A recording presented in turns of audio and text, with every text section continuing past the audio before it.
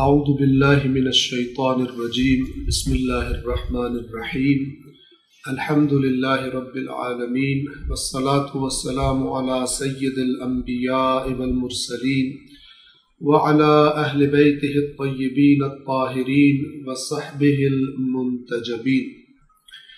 توحید کے موضوع پر آیت اللہ سید علی حسینی خامنائی کی 6 تقاریر میں سے دوسری تقریر کا بیان جاری ہے، جہاں ہماری گفتگو کا سلسلہ رکا تھا وہ یہ بات تھی کہ آج کا مادہ پرست اس لیے خدا کا انکار نہیں کرتا کہ اس کے پاس کوئی عقلی دلیل موجود ہے اللہ کے نہ ہونے کی۔ کسی کے پاس نہ کبھی تھی اور نہ ہے اور نہ ہوگی ایسی دلیل، یقینی دلیل کہ جس سے ثابت ہو جائے کہ اللہ وجود نہیں رکھتا۔ اس بارے میں جو کوئی بھی کچھ کہتا ہے تو وہ یہ ہے، کیا کہتا ہے مادہ پرست، کیا کہتے ہیں کہ میرے لیے ثابت نہیں ہوا کہ وہ ہے، مجھے سمجھ میں نہیں آیا ہے اس کے ہونے کے استدلال کو، یعنی دلیل جو تم لوگ لاتے ہو اس کو میں نے قبول نہیں کیا۔ اب یہ جو حالت ہے مادہ پرستوں کی کہ انہیں خدا کے نہ ہونے کا یقین نہیں ہے، گمان ہو گیا ان کو، تو آیت اللہ سید علی خامنائی فرما رہے ہیں کہ اور قرآن بھی اسی حقیقت کی طرف اشارہ کرتا ہے۔ انہم الا یظنون، سورہ جاسیہ کی آیت نمبر 24 تھی۔ یہ لوگ صرف گمان کے پیچھے چلتے، گمان کرتے، یقین نہیں ہے ان کو۔ یہ لوگ صرف خیال اور گمان کرتے ہیں، وگرنہ کسی دلیل کی بنیاد پر خدا کا انکار نہیں کر سکتے۔ یہاں تک ہم پڑھ چکے تھے، آگے چلتے ہیں۔ آیت اللہ سید علی حسینی خامنائی فرماتے ہیں، پس اب یہ بیان کر رہے ہیں مادہ پرستوں کے اللہ کے انکار کی وجہ۔ فرماتے ہیں یہ کسی عقلی فلسفے کی عدم موجودگی کی وجہ سے بھی نہیں ہے ان کی یہ حالت، اور نہ ہی کسی عقلی فلسفے یا عقلی دلیل کی وجہ سے ان کی یہ حالت، بلکہ اس کا سبب وہ ہے جس کی طرف پہلے اشارہ کر چکے۔ جو دین ان کو دکھائی دے رہا ہے وہ یہ سمجھ رہے ہیں کہ یہ والا دین تو انسانیت کے مسائل حل نہیں کر سکتا، یہ سبب ہے۔ فرماتے ہیں پس کسی عاقلانہ فلسفے کی عدم موجودگی کے زیر اثر نہیں ہے یہ خدا کا انکار، اس لیے نہیں ہے کہ کوئی عقلی فلسفہ اس کے پیچھے کار فرما نہیں ہے۔ کیوں یہ کہہ رہے ہیں؟ اس لیے کہ تھوڑی سی بات ان کی آدھی بات عقلی ہے، اور وہ بات کیا ہے؟ وہ یہ کہ اگر دیندار لوگ یہ کہہ رہے ہیں کہ یہ اللہ کا دیا ہوا دین ہے تو یہ بات میری عقل تسلیم نہیں کرتی، کیونکہ اللہ تو بہترین چیز دینی چاہیے تھی، بہترین نظام دینا چاہیے تھا جو انسانوں کے مسائل حل کرتا، کیونکہ یہ دین اس میں طاقت نہیں نظر آ رہی کہ یہ تو ظالموں کا ساتھی بن گیا، یہ تو عادی مجرموں کے بخشش کے طریقے بتاتا ہے، شارٹ کٹس بتاتا ہے بغیر جرم چھوڑے ہوئے، یہ تو اللہ کا دین نہیں ہو سکتا۔ بس ایسا نہیں ہے کہ وہ بالکل بے بنیاد بات ہے، اس اعتبار سے ایک عقلی بنیاد ہے۔ بس کسی عاقلانہ فلسفے کی عدم موجودگی کے زیر اثر نہیں ہے۔ جو کچھ ہے ہمارے دور کے مادہ پرستوں کے حوالے سے وہ یہ ہے، مادہ پرستی کی طرف اس جانب کسی عاقلانہ فلسفے کے زیر اثر بھی نہیں ہے۔ کیا مطلب؟ یعنی ان کے پاس کوئی عقلی دلیل بھی نہیں ہے یقینی کہ وہ کہیں اللہ نہیں ہے، یہ بھی نہیں۔ تو پھر کیا ہے؟ وہی جو بیان ہو چکا، فرما رہے ہیں کہ اور یہ ایک نقطہ ہے، یعنی اس بات کی طرف توجہ ہونی چاہیے کہ مادہ پرست بالکل بے عقلی کی بنیاد پر بھی نہیں کہتا اور کسی یقینی عقلی دلیل کی بنیاد پر بھی وہ بات نہیں کہتا جو ہم آج کے مادہ پرستوں سے سنتے۔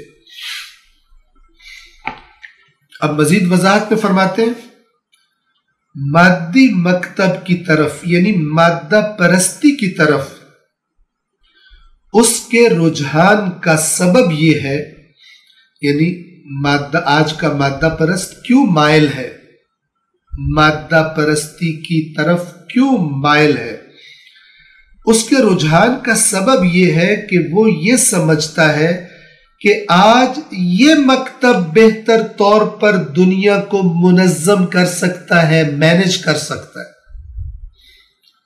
کیونکہ جو دین اس کو معاشرے میں نظر آ رہا ہے اس سے مایوس ہے۔ اس بات پر توجہ فرمائیے، مسلمانوں کا طرز عمل غیر مسلموں کی دین سے دوری کا ایک بہت بڑا سبب ہے۔ ایک بندہ دعویٰ کرتا ہے میں مسلمان ہوں اور ایک مجرمانہ زندگی گزار رہا ہے، جس دین کا نام لیتا ہے، جس کا نام ہی اسلام ہے، یعنی سر تسلیم خم کر دینا، سرکشی نہ کرنا۔ جب لوگ اس کی زندگی کو دیکھتے ہیں تو سرکش ہے، تو باہر کے لوگ سمجھتے ہیں اس کا دین اس کو یہ اجازت دیتا ہے، کیونکہ یہ کبھی کبھار مذہبی رسموں میں بھی نظر آ جاتا ہے، مذہبی اجتماعات، مذہبی گیدرنگز میں بھی آ جاتا ہے، جنت کا ٹکٹ کنفرم کرانے کے لیے۔ ایسے لوگوں نے اسلام کو بدنام کیا، ایسے لوگوں نے مثلا مکتب اہل بیت کو بدنام کیا، جو نام لیتے ہیں عمل ان کے احکام کے مطابق نہیں کرتے جن کا نام لیتے، بدترین المیہ اور قیامت کے دن پکڑ میں لیے جانے کا سبب۔ اس دین کو دیکھ کر حقیقی اسلام کو نہیں دیکھا اس مادہ پرست، اس نے تو وہ دین دیکھا ہے جو آج کے معاشرے میں نظر آ رہا ہے۔ اس دین کو دیکھ کر وہ کہتا ہے یہ تو نہیں ہو سکتا، یہ آج کے انسان کے مسائل نہیں سلجھا سکتا، اس میں صلاحیت ہی نہیں۔ اور پھر کدھر رجحان کرتا ہے؟ مادی مکتب کی طرف، مادہ پرستی کی طرف، کیونکہ وہ یہ سمجھتا ہے کہ آج یہ مکتب یعنی مکتب مادی، مادہ پرستی بہتر طور پر دنیا کو منظم یعنی مینج کر سکتا ہے۔ وہ کہتا ہے کہ بہتر طور پر ظلم کو ختم کر سکتا ہے، بہتر انداز سے بیجا امتیازات اور عدم مساوات کا خاتمہ کر سکتا ہے۔ دین نہیں کر سکتا جو دین وہ دیکھ رہا ہے معاشرے میں۔ وہ دیکھتا ہے کہ آج مغربی معاشرہ زیادہ عدل و انصاف اس کے اندر دکھائی دیتا ہے بنسبت اسلامی معاشروں کے۔ وہاں پر انسانوں کو زیادہ حقوق حاصل ہیں بنسبت اسلامی معاشروں، تو کیوں نہ بھاگے وہ؟ کوتاہیاں اور جرم مسلمانوں کے اور بدنامی اسلام جیسے پاکیزہ مکتب کی، اس پہ غور فرمائیں، اس لیے کہ ہم سب تیزی کے ساتھ قریب ہو رہے ہیں اس لمحے کے جب اللہ سے ملاقات کریں۔ غیر سنجیدگی بدترین پچھتاوے کا سبب بنے گی۔ بس یہ مادہ پرست سمجھتا ہے کہ مادی مکتب بہتر انداز سے بیجا امتیازات،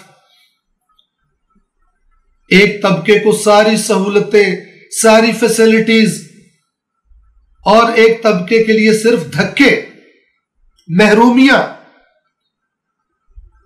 یہ مادہ پرست کیوں مائل ہو گیا ہے؟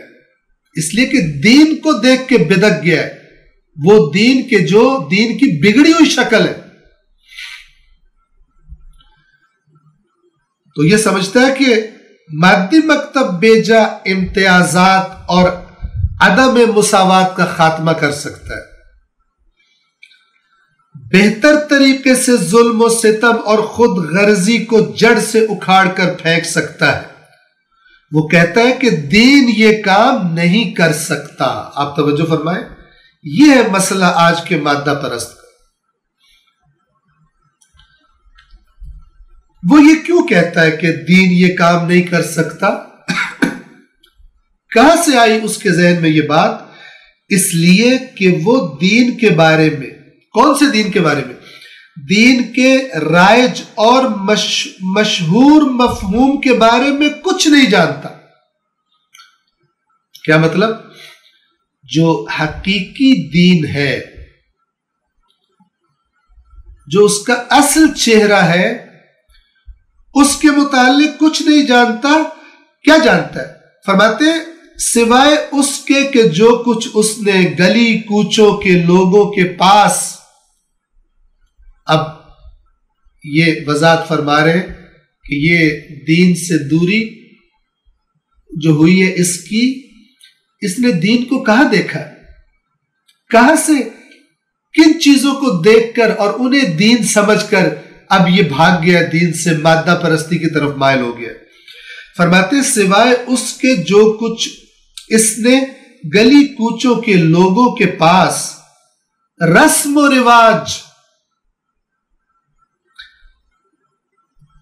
دین کے نام پر بنائی گئی رسمیں، دین کے نام پر بنائے گئے عجیب و غریب رواج، جن کا آغاز اسلام میں کوئی نام و نشان نہیں ملتا، جو کچھ اس نے گلی کوچوں کے لوگوں کے پاس رسم و رواج اور تقلیدی انداز کو دیکھا ہے۔ تقلیدی انداز سے کیا مطلب؟ آباء و اجداد کو دیکھ کر کوئی کہے کہ میں مسلمان ہوں کیونکہ میرے آباء و اجداد یوں ہی تھے، میں مومن ہوں، میں فلان مسلک سے، فلان فرقے سے تعلق رکھتا ہوں۔ کیوں؟ کیا دلیل ہے تمہارے پاس؟ گھسا پٹا جواب کیا؟ اس لیے کہ ہمارے بزرگ اسی راستے پہ چل رہے تھے۔ اس کو ہم پہلے جب ایمان کے موضوع پر آیت اللہ سید علی حسینی خامنائی کی تقاریر بیان کر رہے تھے تو وہاں پر تقلیدی ایمان اور تعصبی ایمان تفصیل کے ساتھ اس کی وضاحت کی گئی۔ خلاصہ یہ ہے کہ اسے یعنی آج کے مادہ پرست کو دین کی کوئی خبر نہیں ہے، کوئی آشنائی نہیں ہے۔ اگر اس سے پوچھا جائے کہ دین کیا ہے تو کیا جواب دے گا؟ چند ایک ظاہری چیزوں کا نام لے لے گا اور کہے گا یہ دین ہے، اور پھر خود ہی نتیجہ بھی لے گا۔ کیا کہے گا؟ اور چونکہ یہ نشہ آور ہے، نشہ آور ہے کا کیا مطلب ہے؟ غریبوں سے کہتا ہے صبر کرو، اللہ تمہارا بدلہ لے گا، اللہ تمہیں آخرت میں بہت عطا کرے گا، یا مت بولنا، صبر کرو۔ نشہ ہے یہ، ایک طرف ظالموں کے لیے بھی نشہ ہے، حرام طریقوں سے لوگوں کے حقوق پر ڈاکہ ڈالنے والوں کے لیے بھی نشہ ہے۔ کیا نشہ ہے؟ جب تھک جاؤ حرام کھا کھا کر اور ٹینشن بہت زیادہ ہو جائے کہ میں نے تو بہت حرام کھا لیا، مسئلہ ہی کوئی نہیں، ایک دفعہ عمرہ کرنے کی مار ہے، ایک دفعہ زیارت کرنے کی مار ہے، سارے گناہ معاف ہو جائیں گے۔ دیکھیے بعض کم لفظ بھی کہوں تو خبیث لوگوں نے دین کی پشت میں چھرا گھونپا ہے۔ اصلاً فلسفہ دین انسان کو برائی سے روکنا ہے۔ ابھی اسی تقریر کے بیان کے دوران آیات قرآن سے یہ بات اللہ تعالیٰ نے خود واضح کی ہے کہ ہم نے اپنے انبیاء اس لیے بھیجے، ان کے ساتھ کتابیں نازل اس لیے کی تاکہ لوگ عدل و انصاف کی بنیاد پر زندگیاں گزاریں، نہ کہ معاشرے کو ظلم سے بھر دینے والے حج کر کے اور عمرہ کر کے اور زیارت کر کے مست ہو کے وہاں سے واپس آ جائے کہ ہمارے تو سارے گناہ بخشے،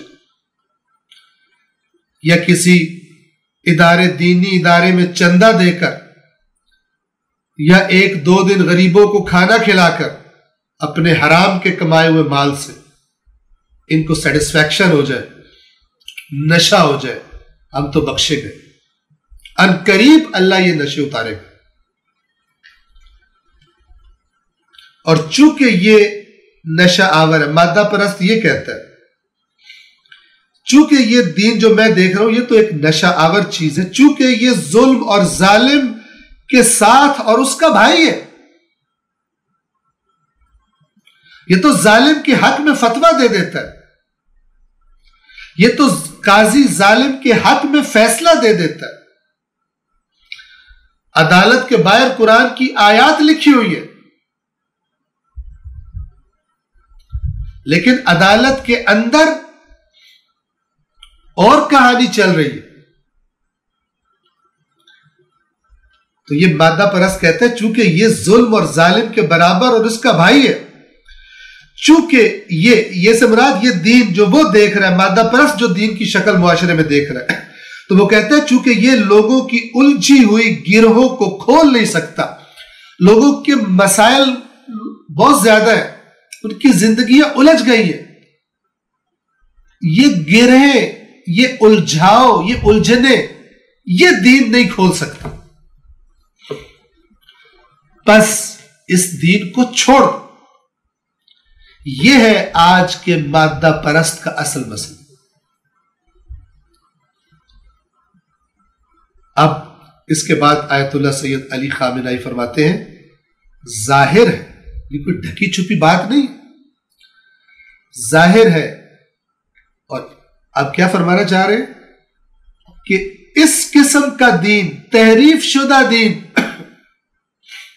وہ دین نہیں جو رسول اللہ لائے تھے، وہ دین نہیں جو قرآن مجید میں بیان کیا گیا، اس دین کی بات نہیں، وہ جو دین کی شکل بگاڑ کر آج معاشرے میں نظر آ رہا ہے دین۔ فرماتے ہیں کہ ہم بھی مادہ پرست کے ساتھ ہیں دین کی اس شکل کا انکار کرنے میں، ہم بھی نہیں مانتے اس پہ، یہ تو شیطان کا بنایا ہوا دین ہے، یہ اللہ کا تو وہ دین ہے جو اپنی حقیقی شکل میں دین کے نام پر کچھ اور دکھایا جا رہا ہے۔ میں ایک ہلکی سی مثال آپ کی خدمت میں پیش کر دوں۔ اصل دین، حقیقی دین جو قرآن میں موجود ہے، جو صحیح احادیث میں موجود ہے، جو قرآن کے ساتھ ٹکراتی ہوئی احادیث نہیں ہے، وہ اصلی دین ہے۔ وہ انسان کے کندھے پر ذمہ داریاں عائد کرتا ہے، وہ کہتا ہے میں تو انسانیت کے لیے ایک پورا پروگرام ہوں، میرے پاس ایک پورا پلان ہے تیری زندگی کے لیے، تجھے زندگی کیسے گزارنی ہے، تجھے کون سے اہداف زندگی میں ان تک پہنچنے کے لیے تجھے جہاد کرنا ہے، تجھے کوشش کرنی ہے۔ اسلام قبول کر کے تو نے ایک بہت بڑی ذمہ داری قبول کی ہے، وہ اصلی دین ہے۔ اور یہ جو چند رسمیں ادا کر لینا اور چند رواج انجام دے لینا اور چند ورد پڑھ لینا، چند وظیفے کر لینا، یہ جو دین کی شکل ہے یہ حقیقی شکل نہیں ہے۔ اس کی میں آپ کو ایک ہلکی سی عرض کیا میں نے، مثال دے کے سمجھاتا ہوں۔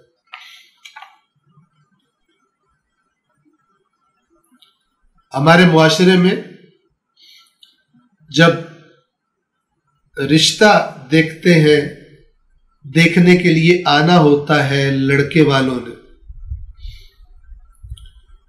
وہ آئیں گے، مہمان آئیں گے، گھر بار دیکھیں گے، اس خاندان کو دیکھیں گے جن کی بچی ہے، جن کی لڑکی ہے، اور اس لڑکی کو بھی دیکھیں گے جس سے لڑکے نے شادی کرنی۔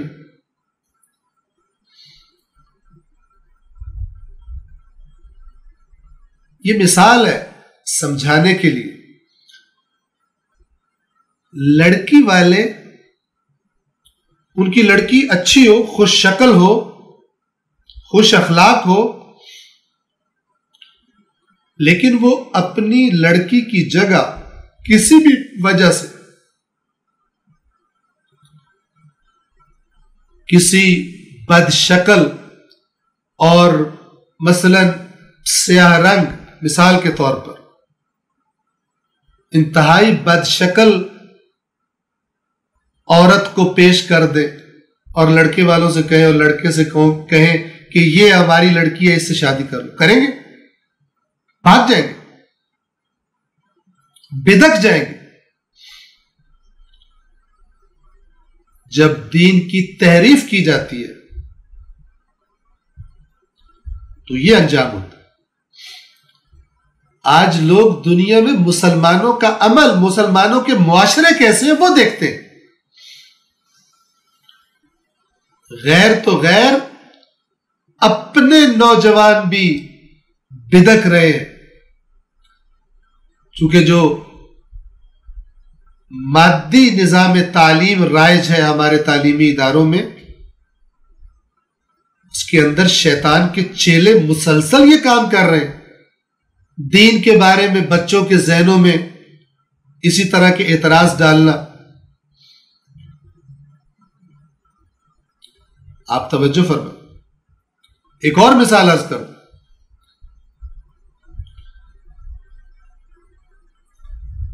دنیا کی سب سے خوبصورت عورت کہ مثلا جو دیکھے چاہے کہ اس سے شادی کرے،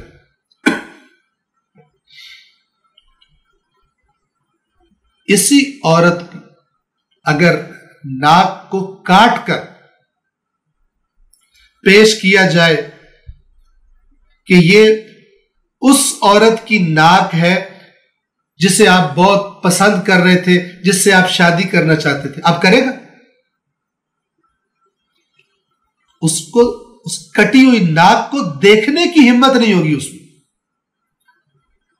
اور وہ چہرہ کہ جب تک وہ ناک اس چہرے پہ تھی حسن تھا، اور جب وہ ناک چہرے سے جدا ہو گئی، نہ وہ ناک دیکھنے کے قابل ہے، نہ وہ چہرہ دیکھنے کے قابل ہے،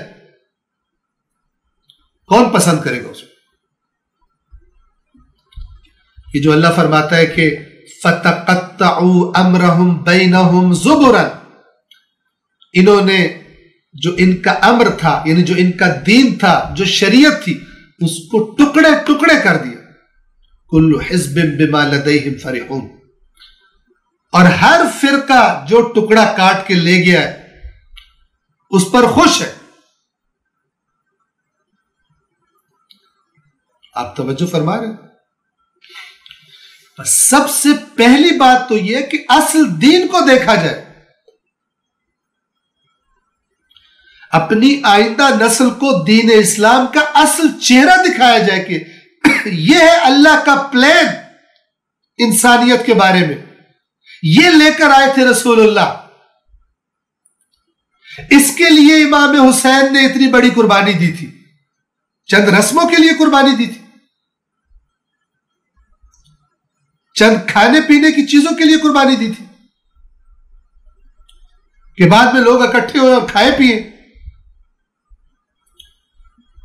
اصل دین جب تک نہیں دکھایا جائے گا، نہیں دیکھے گا انسان اس تحریف شدہ دین سے، تو بھاگے گا۔ میں نے آپ کی خدمت میں مثالیں عرض کر دی۔ لہذا واپس آتے ہیں کتاب کی طرف۔ آیت اللہ سید علی خامنائی فرماتے ہیں ظاہر ہے کہ جب کبھی انسان کا سامنا کسی ایسی منطق کے ساتھ ہو جائے تو بہترین جواب یہی ہے کہ جی ہاں، اگر کوئی ایسا تمہیں مل جائے جو ظالم کا ساتھ دے، ہم بھی اسے کہیں گے اگر تمہیں کوئی ایسا دین نظر آئے جو ظالم کا حامی ہے، ستم گر کے ساتھ تعاون کرتا ہے، مظلوم کی حمایت نہیں کرتا، لوگوں کی زندگی کی گرہوں میں سے ایک گرہ کو بھی نہیں کھولتا، لوگوں کے آج اور کل کے لیے ایک خشخاش کے دانے کے برابر بھی، ذرہ برابر بھی مفید نہیں ہے، تو تم بھی ہماری طرف سے وکیل ہو۔ اگر ایسا دین مل جائے، جہاں بھی ملے اسے مسترد کر دو، قبول نہ کرو، ہم تمہیں اپنا وکیل بنا رہے، ہم بھی نہیں مانتے اس دین کو۔ یہ تو چیز ہی ایسی ہے جس کو ایک عقل مند انسان قبول نہیں کرے گا۔ جو دنیا میں ظلم و بربریت، ایک طرف آرام و آسائش و مال و دولت کے ڈھیر، اور ایک طرف سسکتی ہوئی بلکتی ہوئی انسانیت، اور وہ معاشرہ کہے کہ میں دیندار معاشرہ ہوں، ہم دیندار لوگ ہیں۔ آیت اللہ سید علی خامنائی فرما رہے کہ اگر مادہ پرست ہمیں کہے کہ یہ دین ہے، ہم کہیں گے ہماری طرف سے تو ہمارا بھی وکیل ہے، اس دین کو ہم بھی رد کرتے۔ جہاں تجھے ایسا دین کی شکل میں ایسی چیز نظر آئے جو ظالم کا مددگار ہے، جو انسانیت کے مسائل حل کرنے کی، انسانیت کی الجھنوں کی گروں کو کھولنے میں کوئی مدد نہیں کرتا، ہم تجھے اتھارٹی دے رہے ہیں، ہماری طرف سے تو بھی جہاں ایسا دین نظر آئے مسترد کر دینے سے، ہم بھی نہیں مانتے۔ ایک لمحے کے لیے بھی ایسے دین کو قبول نہ کرنا، اس لیے کہ دین اگر خدا کی جانب سے ہو تو ایسا نہیں ہوتا، خدا کی طرف سے آیا ہوا دین ایسا نہیں ہوتا۔ جو دین خدا بھیجتا ہے وہ بیکار نہیں ہوتا، اس کی نشانیاں ہوتی ہیں، اس کی نشانی ہوتی ہے، خصوصیت ہوتی ہے، اس کا ایک معیار ہوتا ہے۔ امام حسین علیہ السلام کے زمانے میں کہنے کو تو یزید بھی ایک اسلام کا علم بردار بنا ہوا تھا، جنہوں نے امام حسین علیہ السلام قرۃ عین الرسول صلی اللہ علیہ وآلہ وسلم، رسول اللہ کی آنکھوں کی ٹھنڈک، جوانان جنت کے سردار کے خلاف جن لوگوں نے بغاوت کا فتویٰ دیا، کیا کہہ رہے تھے اپنے آپ کو؟ کافر ہیں وہ؟ کہہ رہے تھے ہم مسلمان ہیں، ہم عالم ہیں، یزید کو سپورٹ کر رہے۔ اسلام نے کوئی معیار نہیں دیا کون چڑھ کے بیٹھ جائے تخت پر۔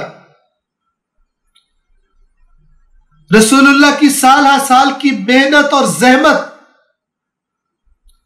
ایک فاسق لونڈے کے ہاتھ میں دے دی جائے، اور اس کے خلاف جو آواز اٹھائے اس کے خلاف بغاوت کا فتویٰ دے دیا جائے۔ یہ بھی تو اسلام کی ایک شکل موجود تھی۔ رسول اللہ کو دنیا سے گئے ابھی زیادہ عرصہ نہیں گزرا تھا،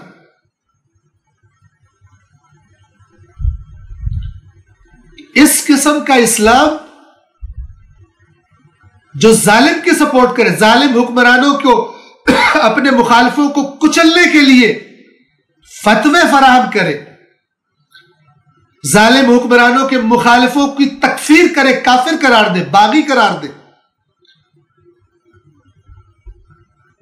ہم بھی اس اسلام کو مسترد کرتے، ہم بھی اس اسلام کو نہیں مانتے، ہم اس اسلام کو مانتے جس کے علم بردار علی ابن ابی طالب علیہ السلام، ان کے بعد حسن مجتبی علیہ السلام، ان کے بعد امام حسین علیہ الصلوۃ والسلام تھے، اس اسلام کو مانتے ہیں، اس کے مقابلے میں جو ہے اس کو نہیں مانتے۔ ہم کہتے ہیں کہ امام حسین کا اسلام رسول اللہ والا اسلام تھا، حق ایک ہوتا ہے، اور قرآن کہتا ہے فَمَاذَا بَعْدَ الْحَقِّ إِلَّا الضَّلَالِ، کیا ہے حق کے بعد سوائے گمراہی کے؟ حق صرف ایک ہوتا ہے۔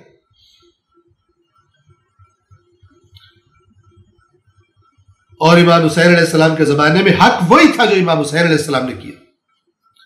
قرآن کا فیصلہ حق ایک ہوتا ہے، ایک ہی ٹائم میں کئی حق نہیں ہو جاتے، بعض مجبوریوں کی وجہ سے، خلاف قرآن نظریات بنا لینے کی وجہ سے۔ ہر ایک کے کام کی توجیہ کرو، ہر ایک کے کام کی تعویل کرو، تو وہ ایک حق کہا گیا۔ فَمَاذَا بَعْدَ الْحَقِّ إِلَّا الضَّلَالِ، یہ قرآن کا اعلان کہا گیا کہ حق کے بعد کیا ہے سوائے گمراہی کے۔ یہ غلطی ہوئی بہت سارے مسلمانوں سے، بھوگتے، اللہ کا قانون تو نہیں بدلتا، بھگت رہے۔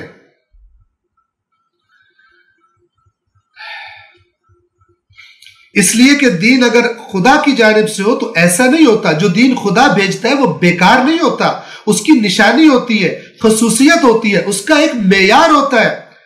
اگر یہ معیار کسی دین کے ساتھ مطابقت کرتا ہوا نظر آ جائے تو ہم اسے قبول کر لیں گے، اگر مطابقت کرتا ہوا نظر نہ آئے تو اسے قبول نہیں کریں گے۔ یعنی اگر ہمیں اسلام کے نام پر کوئی چیز پیش کی جائے کہ یہ ہے اسلام، ظالم حکمرانوں کو سپورٹ کرنے والا اسلام، مکاروں کو بڑے بڑے جرم کر دینے والوں کو بچا لینے والا، ان کے حق میں فتاوی صادر کر دینے، ان کے حق میں فیصلے کر دینے والا اسلام، ہم جب قرآن کو دیکھیں گے اور اس اسلام کو دیکھیں گے، ہم اس اسلام کو رد کر دیں گے، ہم کہیں گے یہ اسلام ہے ہی نہیں، یہ وہ اسلام ہے ہی نہیں جو خدا نے بھیجا تھا، کیونکہ ہم اس کی نشانیاں، اس کا معیار جانتے ہیں۔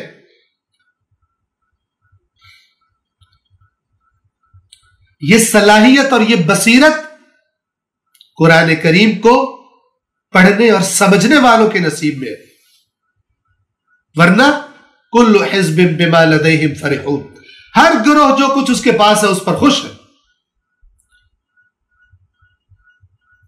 ہر مسلک اپنے اپنے بزرگان کی پرستش میں مصروف ہے، قرآن کی آیات سے کھیلتے ہیں،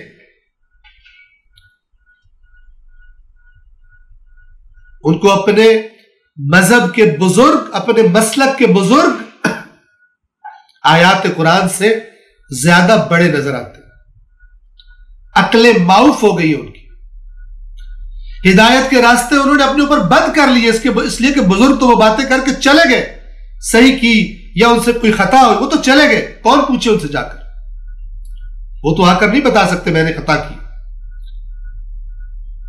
اور اللہ نے تو بزرگوں کو نہیں قرار دیا تھا کہ دین تم نے ان سے لینا ہے، اللہ نے تو اس رویے کے بارے میں مذمت کی یہودیوں اور عیسائیوں کی، اور کن الفاظ میں مذمت کی؟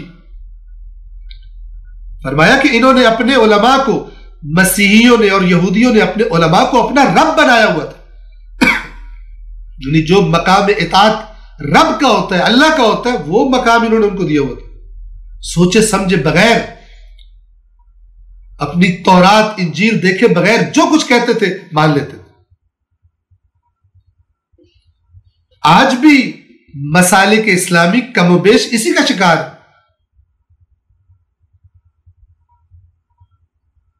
کوئی شخص آتا ہے علل اعلان کہتا ہے کہ اگر قرآن کی 1000 آیات بینات، نہ کہ متشابہات، قرآن کی 1000 آیات، کیسی ڈٹائی سے کہتا ہے اس بات کو، اعلان کرتا ہے کہ قرآن اللہ نے حق فرمایا، قیامت کے دن رسول اللہ شکایت کریں گے میری قوم نے قرآن کو چھوڑ دیا تھا، اس کا ثبوت پیش کر رہا ہے یہ بندہ، کہتا ہے اگر 1000 قرآن کی آیات بینات میرے سامنے ہو اور ان سے ایک مسئلہ ثابت ہو رہا ہو، لیکن ہمارے مسلک کے بزرگوں نے اس مسئلے کو کسی اور طرح سمجھاؤ تو میں بزرگوں کی بات مانوں گا، 1000 قرآن کی آیات کو چھوڑ دوں گا۔ سبحان اللہ، انا للہ و انا الیہ راجعون۔ یہ دین انسانیت کے مسائل حل کرے گا، یہ دین فرقہ واریت اور مسلک پرستی کی دیواروں کو توڑے گا۔ یہ تو فرقہ ساز دین ہے، یہ ہے اندھی تقلید والا دین کہ انسان کو جو اللہ نے بہترین نعمت دی عقل، اس کے استعمال کا دروازہ بند کر دینے والا دین، یہ تو انسانیت کے مسائل کو حل نہیں کر سکتا۔